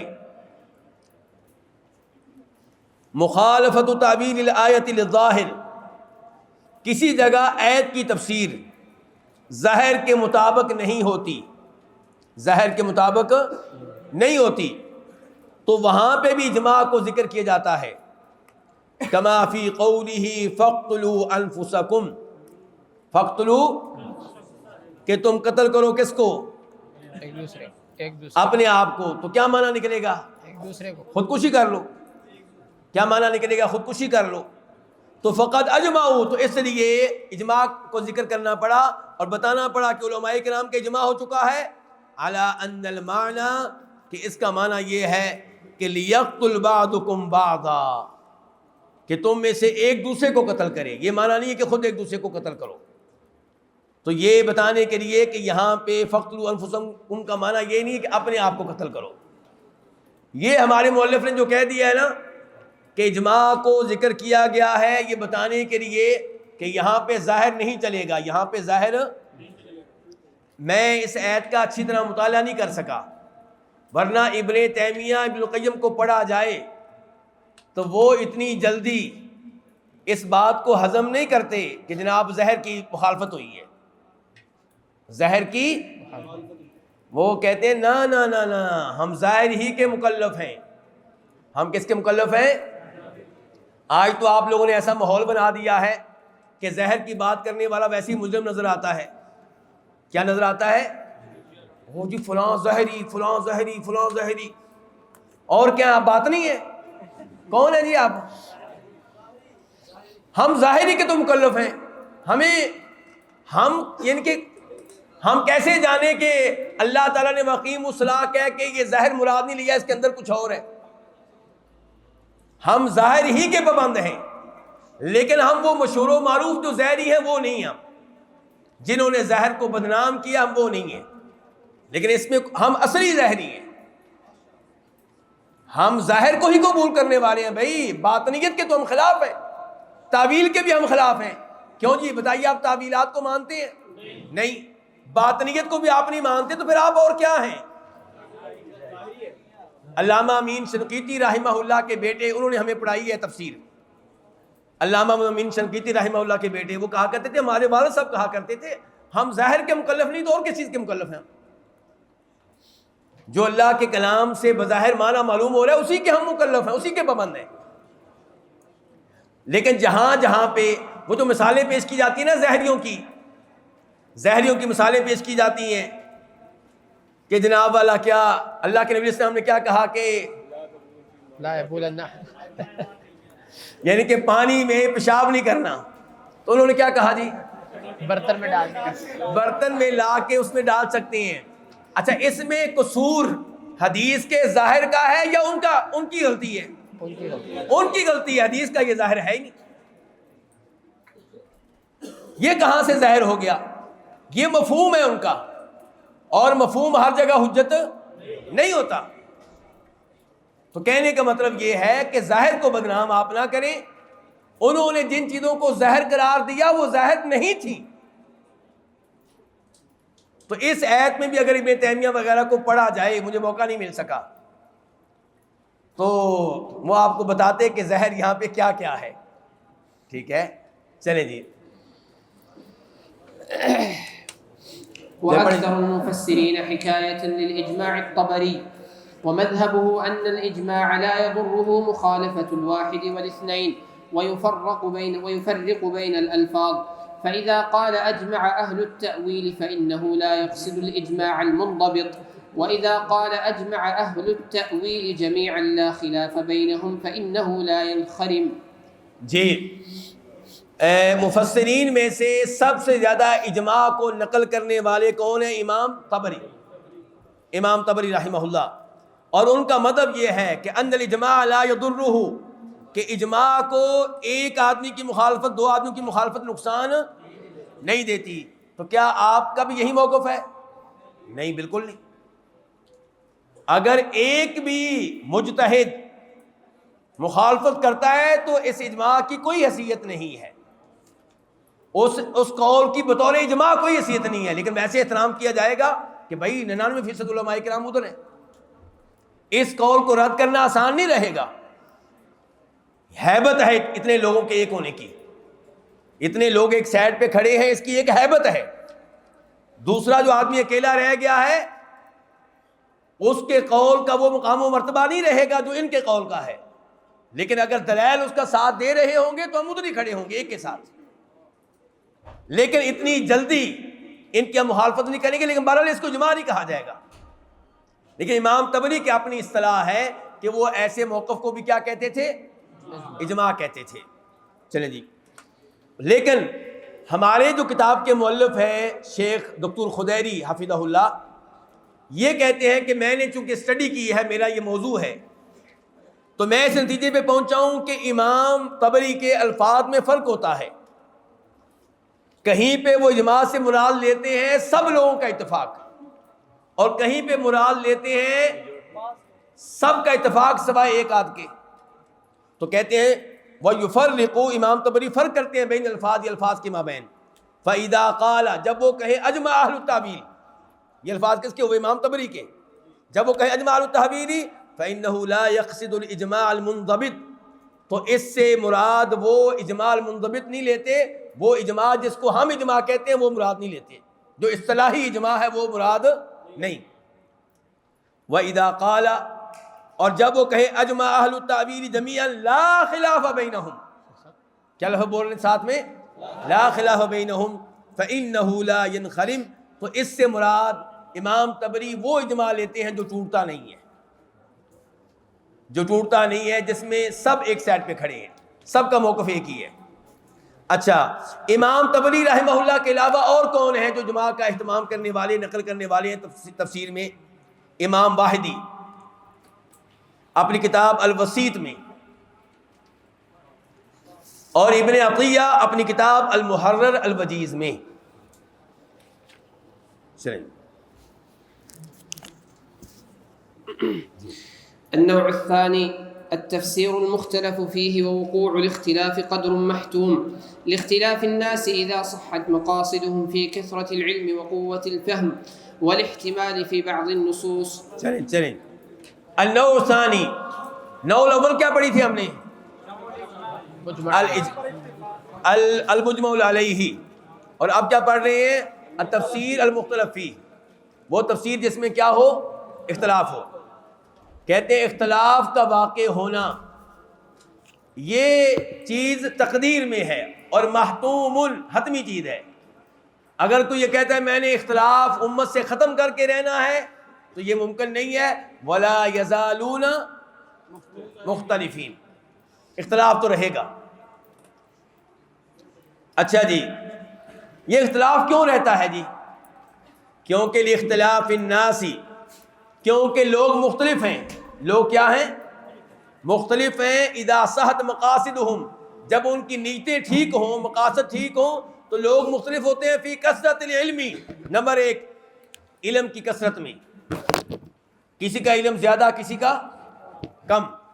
وقوت الفہمی، اور فہم و فراست میں بھی لوگ مختلف ہوتے ہیں۔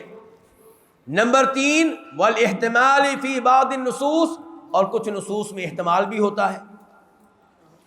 تو اس لیے اختلاف کا ہونا کوئی بڑی بات نہیں ہے۔ ایک تو علم کی کمی بیشی، ایک فہم کا مسئلہ، اور ایک نصوص میں بھی کبھی کبھی احتمال ہوتا ہے، ان کے کوئی اس سے کیا معنی سمجھتا ہے، کوئی کیا معنی سمجھتا ہے۔ جی شیخ صاحب۔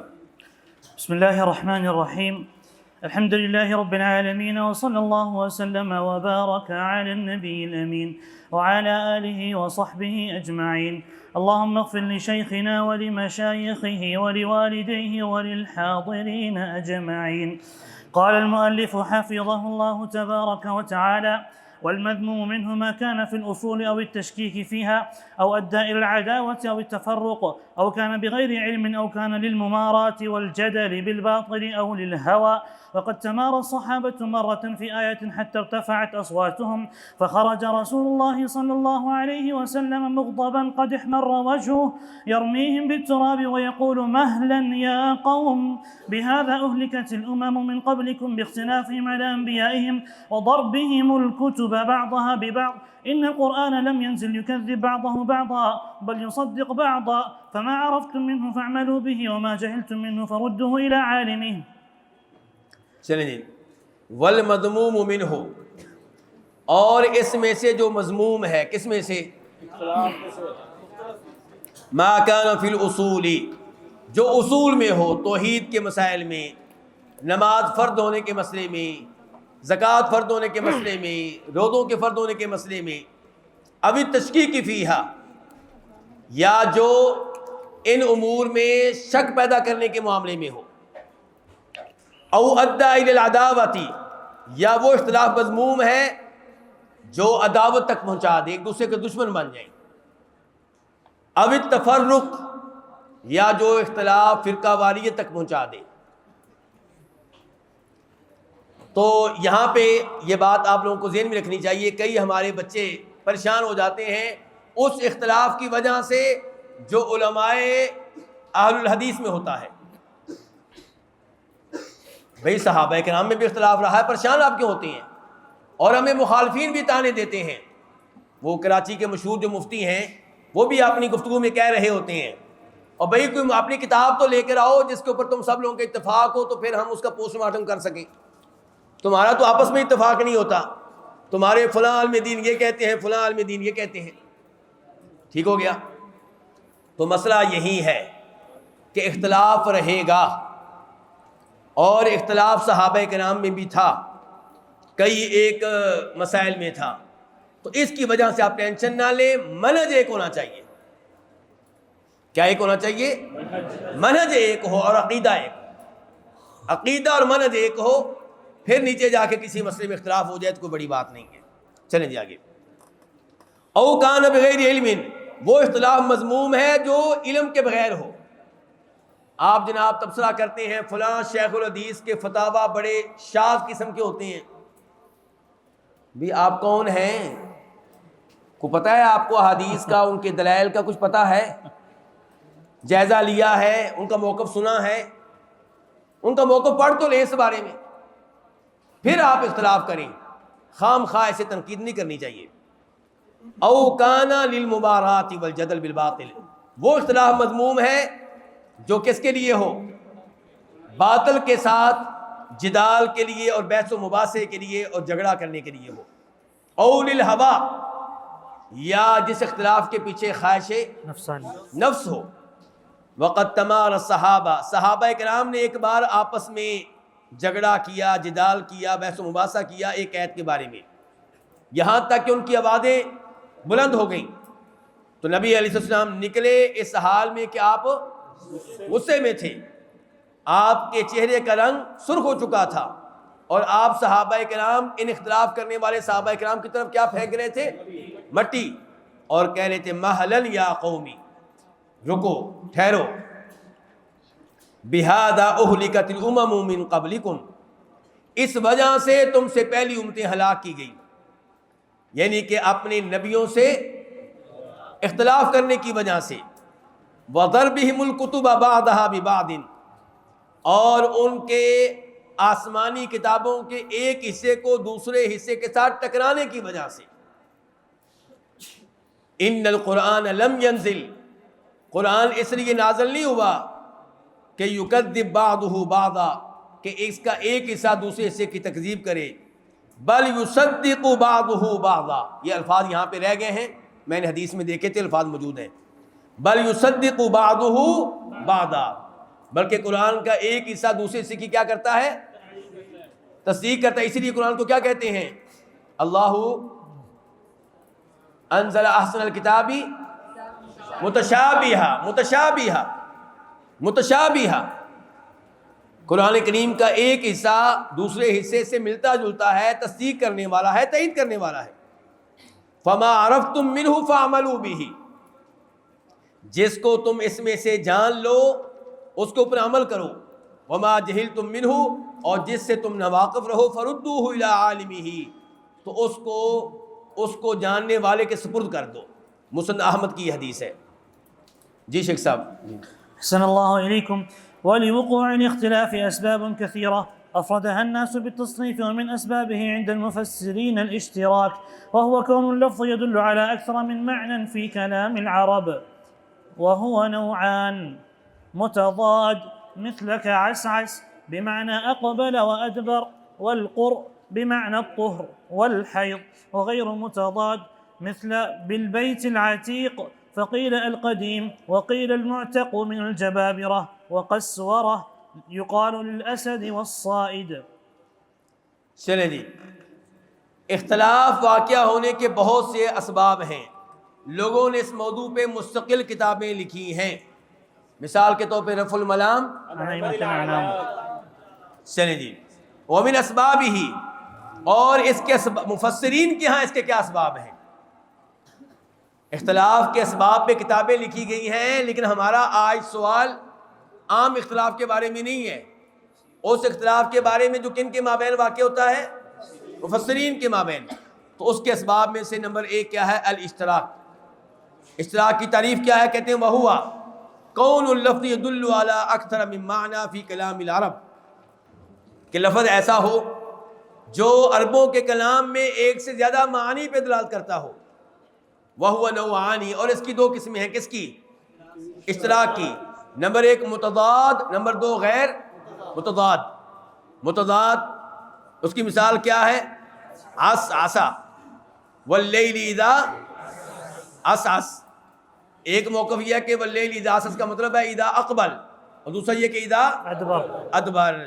امام ابن القیم رحمہ اللہ نے ادبر کو راجح قرار دیا ہے، اور امام طبری رحمہ اللہ نے بھی اسی کو درست قرار دیا ہے. ٹھیک ہو گیا. آگے جی، آگے کیا لفظ ہے؟ القر ہے کہ القر ہے؟ قر القر دونوں طرح پڑھا جاتا ہے، لیکن کئی لوگوں کا موقف یہ ہے کہ اس کو القر پڑھا جائے. چلیں جی، بمعنی الطہری والحیدی، یہ طہر اور حیض کے معنی میں آتا ہے. اچھا، یہ 2 مثالیں دی ہیں. پہلی مثال دی ہے فعل کی عسس، اور دوسری مثال دی ہے کس کی؟ اسم کی. آگے وغیر متضاد، اشتراک کی دوسری قسم جو ہے وہ غیر متضاد، کہ ایک لفظ کے 2 معنی ہیں لیکن ان میں تضاد نہیں ہے. مثال کے طور پہ بالبیت العتیق ولیطوفوا بالبیت العتیق، اور ان کو چاہیے کہ خوب طواف کریں بیت عتیق کا. کیا معنی ہے عتیق کا؟ فقیل القدیم وقیل المعتق من الجبابرہ، یہ اللہ کا وہ گھر ہے جو جابر لوگوں کے تسلط سے آزاد ہے، جو جابر قسم کے لوگوں کے تسلط سے آزاد ہے. اب یہ 2 معنی ہو گیا، القدیم اور المعتق. کیا ان کو جمع کیا جا سکتا ہے؟ بالکل. یعنی کہ وہ ایسا اللہ کا گھر ہے جو قدیم بھی ہے اور جبابرہ کی ان کے تسلط سے آزاد بھی ہے. قصبرہ فما لهم عن التذکرۃ معرضین، ان کو کیا ہے کہ قرآن سے اعراض کرنے والے ہیں. آگے کیا جی؟ کأنہم حمر مستنفرہ، گویا کہ یہ گدھے ہیں بدکنے والے، بھاگنے والے. آگے فرت من قصورہ، جو بھاگ رہے ہوں قصورہ سے. اچھا، قصورہ یہ کیا چیز ہے؟ للاسد. نمبر 1 بولا جاتا ہے شیر کے اوپر، اور شیر سے واقعی گدھے بھاگتے ہیں. والصائد، اور دوسرے نمبر پہ بولا جاتا ہے کس پہ؟ شکاری پہ، اور شکاری کو دیکھ کر بھی گدھے بھاگتے ہیں. کون سے گدھوں کی بات ہو رہی ہے؟ وحشی. ہاں جی، جنگلی گدھوں کی بات ہو رہی ہے. یہ ہمارے جو گدھے ہمارے مجالس میں ہوتے ہیں، مجالس میں نہیں ہمارے شہروں میں ہوتے ہیں یا گاؤں میں ہوتے ہیں، ان کی بات نہیں ہو رہی. ٹھیک ہے، غلطی سے نکلا، ابھی غلطی سے نکلا ہے، غلطی سے. چلیں جی، أحسن الله إليكم. چلیں جی. وحمل المشترك على معانيه جائز ما لم يمنع منه مانع كما في القر. چلیں جی. اچھا، وہ لفظ جس کے معنی میں اشتراک ہے اس کو اس کے تمام معنی پہ محمول کرنا جائز ہے. ما لم یمنع منہ مانع، جب تک کہ کوئی رکاوٹ نہ ہو. جیسا کہ لفظ قر ہے، یہاں پہ دونوں معنوں پہ محمول کرنا ممکن نہیں ہے. تو یہاں پہ معنی آ گیا، یہاں ممکن ہی نہیں ہے. تو جہاں پہ کہتے ہیں ممکن ہو، وہاں پہ مشترک لفظ کو دونوں معنی پہ محمول کرنا. جیسے کہ ابھی یہ مثال لے لیں، فرت من قصورہ، کہ یہ گدھے بھاگتے ہیں کس سے؟ شیر سے بھی اور شکاری کو دیکھ کر بھی. چلیں جی. أحسن الله إليكم. قال والاختلاف في مرجع الضمير كما في قوله تعالى يا أيها الإنسان إنك كادح إلى ربك كدحا فملاقيه. فضمير ملاقيه قيل يرجع إلى الرب وقيل إلى الكدح، وقد تعدد الضمائر والمراجع كما في قوله إليه يصعد الكلم الطيب والعمل الصالح يرفعه. ففي يرفعه ضميران وكل واحد يرجع إلى مرجع لا يرجع إليه الآخر. چلیں جی. یہ دوسرے نمبر پہ ہم پڑھ رہے ہیں. کیا پڑھ رہے ہیں شیخ صاحب؟ ہم شیخ صاحب بتائیں گے. ہمارے شیخ صاحب جی مشترک نمبر 2. شیخ صاحب اس کو ہم نے کبھی کا چھوڑ دیا. ہاں جی شیخ صاحب. ایک معنی ہو جی شیخ صاحب یہی جی. تفسیر میں اسباب کے اختلاف. تفسیر میں اسباب کے پہلا اسباب کیا تھا؟ اشتراک. پہلا اسباب کیا تھا؟ اشتراک. دوسرا کیا ہے کہ ضمیر کے مرجع میں اختلاف ہو. ضمیر کدھر لوٹ رہی ہے اس میں اختلاف ہو. کما فی قولہ تعالی، جیسا کہ اللہ تعالیٰ کا فرمان ہے یا ایھا الانسان انک کادح الی ربک کدحا فملاقی. اے انسان بے شک تو قادح کیا کرنے والا ہے؟ مشقت کرتے کرتے اپنے رب کی طرف جا رہا ہے. قدحا فملاقی، پھر تو اس سے ملنے والا ہے. کس سے؟ کہتے ہیں اس میں اختلاف ہے. فضمیر ملاقیہ قیل یرجع الی الرب. ایک قول یہ ہے کہ رب کی طرف یہ ضمیر جا رہی ہے کہ تو اپنے رب سے جا ملے گا. الذین یظنون انہم ملاقو ربہم وانہم الیہ راجعون. وقیل الی القدح، ایک دن تو جا رہا ہے اور آگے جا کر تو اپنے اعمال کو، اپنی محنت کو پالے گا. مشقت کا نتیجہ تجھے مل جائے گا. تو اب یہ ضمیر رب، لفظ رب کی طرف جا رہی ہے، قد کی طرف جا رہی ہے. اس میں 2 قول ہو گئے. تو اس وجہ سے اختلاف ہوگا. لیکن مشہور قول کیا ہے؟ کس کی طرف جاتی ہے؟ رب کی طرف. چلیں جی. أحسن الله. ایسے ہی آپ یہ مثال لے لیں وَإِنَّهُ عَلَى ذَلِكَ لَشَهِيدٌ. وَإِنَّهُ عَلَى ذَلِكَ شهيد اس سے پہلی آیت کیا؟ إِنَّ الْإِنسَانَ لِرَبِّهِ لكنود. انسان اپنے رب کا کیا ہے؟ انتہائی ناشکرا. وَإِنَّهُ عَلَى ذَلِكَ لَشَهِيدٌ، اور وہ خود اس بات کو مانتا ہے. وہ خود اس بات پہ مطلع ہے، وہ خود اس بات سے واقف ہے. وَإِنَّهُ، وہ کون؟ إنسان. انسان. اور دوسرا یہ کہ وَإِنَّهُ، الله تعالى. اللہ تعالیٰ کو انسان کی اس کمزوری کا پتہ ہے. ٹھیک ہو گیا. یہ 2 قول ہو گئے. آگے جی. وقد تتعدد الضمائر والمراجع، اور کبھی کیا ہوتا ہے کہ ضمائر اور ان کے مراجع کئی ایک ہوتے ہیں. ضمائر بھی کئی ایک اور مراجع بھی. کما فی قولہ تعالی، جیسا کہ اللہ تعالیٰ کا فرمان ہے الیہ یصعد الکلم الطیب. اللہ ہی کی طرف چڑھ کر جاتا ہے کیا؟ پاکیزہ کلام. پاکیزہ کلام. والعمل الصالح یرفعہ، اور عمل صالح جو ہے یرفعہ. یہاں دونوں ضمیروں میں مسئلہ ہے. دونوں ضمیروں میں مسئلہ ہے. پہلی ضمیر کون سی؟ مرفوع. دوسری ضمیر کون سی؟ منصوب.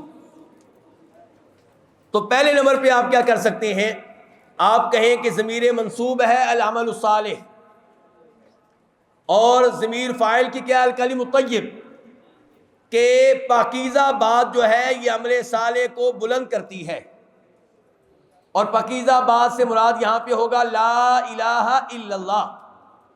یعنی کہ آپ رفائی کام کرتے رہیں، یتیموں کی پرورش کرتے رہیں، کوئی فائدہ نہیں جب کہ پیچھے لا الہ الا اللہ نہ ہو. لا الہ پڑھیں گے پھر یہ کام کریں گے تو آپ کا عمل صالح اوپر کو چڑھے گا. تو عمل صالح کو کون سی چیز چڑھائے گی؟ کلمہ طیبہ، توحید، ایمان. یہ کیا تھا؟ ضمیر منصوب کیا تھی؟ العمل الصالح، اور ضمیر فاعل کیا تھی؟ الکلم الطیب.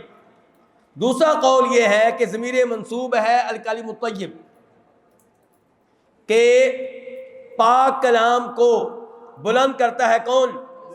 عمل صالح. پھر معنی یہ ہوگا کہ فضول باتیں کرنے کا کوئی فائدہ نہیں، عمل نہیں کریں گے تو کوئی فائدہ نہیں. جتنی مرضی باتیں کرتے رہو، اور باتیں جتنی مرضی کرتے رہو کوئی فائدہ نہیں جب تک کہ عمل نہیں کریں گے. عمل جو ہے آپ کی بات کی قیمت بنائے گا. آپ کی بات میں کی قیمت اللہ کے ہاں تب بنے گی جب اس کے پیچھے کیا ہوگا؟ عمل ہوگا. تو دیکھیں نا، اب یہاں پہ یرفعو کی ضمیر میں بھی اختلاف ہو رہا تھا اور ہو کی ضمیر میں. چلیں جی پڑھیں. أحسن الله إليكم.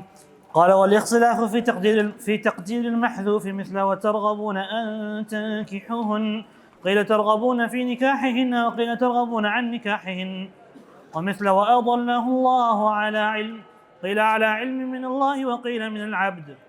چلیں جی نمبر 3، علماء کرام کیا ہوا؟ نماز کی وجہ سے پریشان ہیں؟ نہیں، وہ انتظامیہ نے نا آپ کا بہت خیال رکھا ہے. انتظامیہ نے کہا ہے کہ اہل علم میں مصروف ہیں، ہم ان کی وجہ سے نماز کا وقت لیٹ کر دیتے ہیں، اللہ کے رسول کی سنت کو زندہ کرتے ہیں صلی اللہ علیہ وسلم. ٹھیک ہے، آپ اندازہ کر سکتے ہیں کہ انتظامیہ کس قدر یعنی کہ آپ کا خیال کر رہی ہے، کھانے کے لحاظ سے، ہر لحاظ سے. تو اس لیے اب آپ یہ امید جو ہے بھول جائیں. نماز کی وجہ سے آپ کو چھٹی ملے گی یہ بھول جائیں.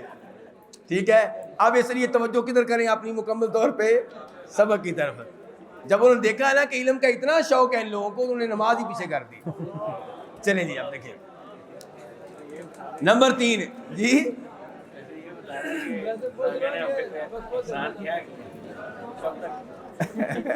یہ کہتے ہیں ہمیں یہ بتا دیں کہ ہمارے پر احسان کتنا کو بڑا ہوا ہے. 1 گھنٹے کا احسان ہے، 2 گھنٹے کا، کتنے گھنٹے کا احسان ہے؟